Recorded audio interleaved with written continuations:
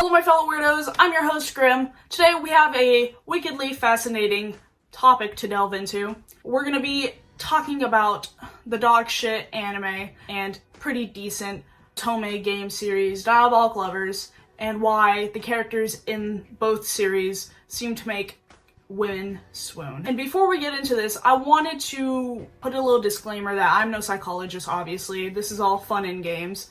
I just like overanalyzing things, and this just seemed to be something that I just wanted to talk about because it seemed very interesting. But let's get into this.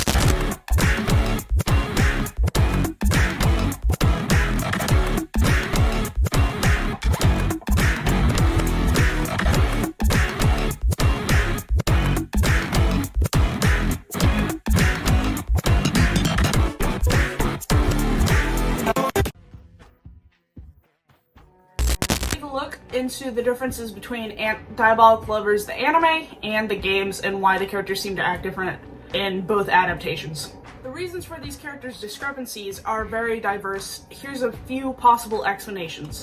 Adaptation choices. When you morph a visual novel or a game into an anime, you're bound to make some changes to suit the animated medium's narrative structure and pacing.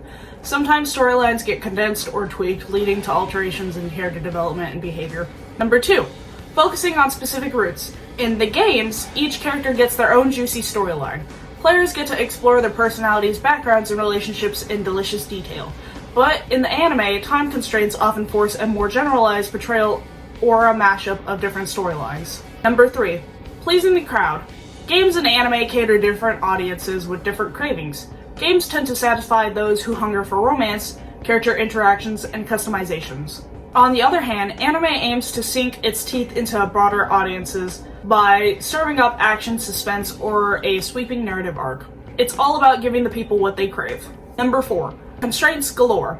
Anime adaptations face all sorts of challenges, from limited episodes and budgets to pesky censorship guidelines. These constraints can mold the characters' personalities, behaviors, and interactions to fit within the medium's boundaries.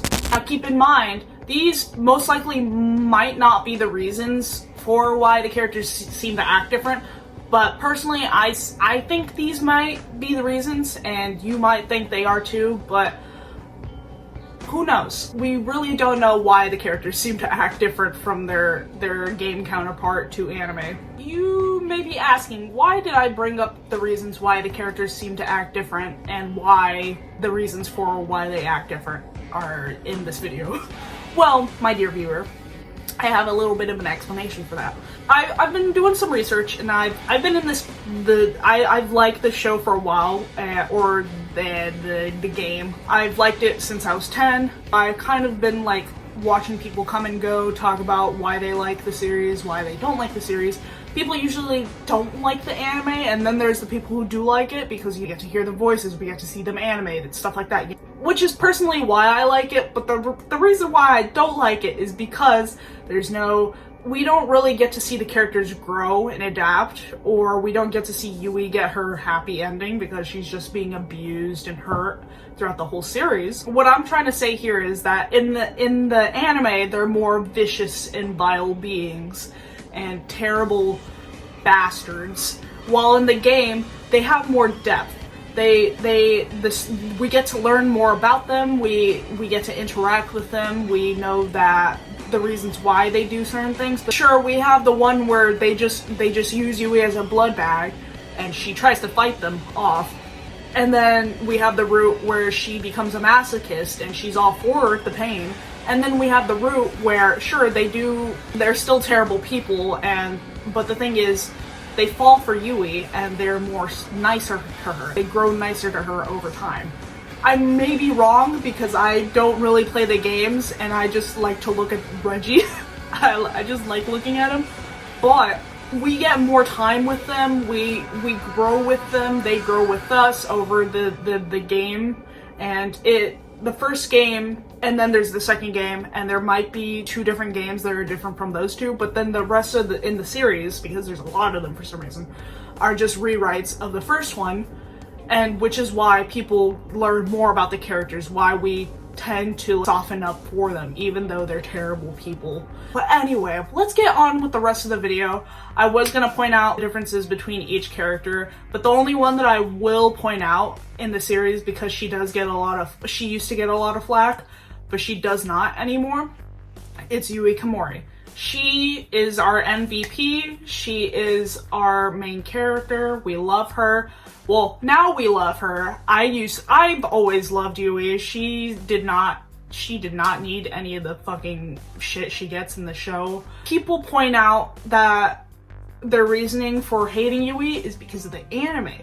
In the anime, she's more of a submissive chick who's into getting bit. Well, that's debatable. That part's debatable. But she's submissive and she lets them walk all over her. But in the games, we play as Yui. We get choices. Any video game. So you can either fight back, you can let them do whatever, or you can just be like, I don't know what the third option would be, but it's either fight back or let them do whatever you want to. Praise Yui in the games for being able to fight back against the brothers. In the manga, we've seen her kick Subaru in the fucking balls. She kicks ass in the game. In the anime, she's supposed to be a blank slate. That's why she probably lets the brothers bite her, and people just seem to hate her. And she's all I really wanted to speak about. But as for the brothers, the Sakamaki brothers, they are more in the games. They have more depth to them. Sometimes they act like normal people, and other times they just act like douchebags. And it teeters between both of those, because you can have good moments with them, and you can also be like, bro, fuck you. In the anime, it's always a fuck you moment, because they all act terrible. They all assault Yui. I don't like them in the anime. I do not like them in the anime. That was an unscripted rant of this video, but now we get into the part, let me scroll. This is why women seem to like these characters. I got more reasons. Personally, I don't like the characters all that much. I do have characters that I do prefer over others. I'm looking at you, Kanato. I fucking hate your guts, and anyone who likes him, no offense, but he sucks ass. Literally, and that is not a vampire pun. Forbidden love and emotional intensity. Apparently, there's something irresistible about going against the grain and falling for a dangerous brooding vampire. The idea of breaking societal norms and experiencing intense emotional roller coaster might just be too tempting to resist. It's like a supernatural romance of opposites attract with a dash of adrenaline-fueled romance. Number 2. Emotional rescuer fantasy, a classic I can change him syndrome. Despite the vampire sadistic tendencies, some fans are drawn to the idea of being a catalyst for their redemption. It's like they're playing a twisted game of fixer-upper, hoping to turn these bloodsuckers into somewhat functional beings. Good luck with that. Number 3. Identification and empathy. Empathy plays a big role in getting hooked on fictional characters. With the female protagonist face heartache, what the fuck? Empathy plays a big role in getting hooked on fictional characters. When the female protagonist faces challenges and heartache, viewers can't help but put themselves in the shoes. It's like they're saying, hey, that could be me dealing with these vampire jerks. This emotional connection amps up their attraction factor. Number 4. Complex personalities. These vampires aren't your one-dimensional creatures of the night. Well, in the anime they are. They got layers, like a blood-soaked onion. These mix of light and dark traits, mysterious backstories, and occasional vulnerability makes them psychologically captivating. Number 5. Exploration of power dynamics. Hold on tight, folks, because Diabolik Lovers takes power play to a whole new level. The dominant and submissive dance, the push and pull of control. It's like a twisted tango of psychological manipulation. Let's be clear though, these dynamics are not the blueprint for healthy relationships, but dang, they make a captivating story. Now remember, this is all in the realm of fiction. We do not condone anything Diabolik Lovers portrays, and I do want to get into all that in a different video, because honestly, I have more to rant about. But if you like this video, and you like hearing about me talking about the characters from Diabolik Lovers, or you want me to talk about other Otome series that I might know about, because it's kind of a genre I didn't really touch upon, because I thought all of them were Diabolik Lovers, and I just didn't want to touch it. Either that or Brothers Conflict. I did not want to touch any of that. But we're going to talk about that next time. We will talk about why Brothers Conflict sucks ass, and why it should be buried 6 feet deep. comment and subscribe. I want to hear y'all's opinions on this. And said we'll talk about brothers conflict in the next video. Stay saucy.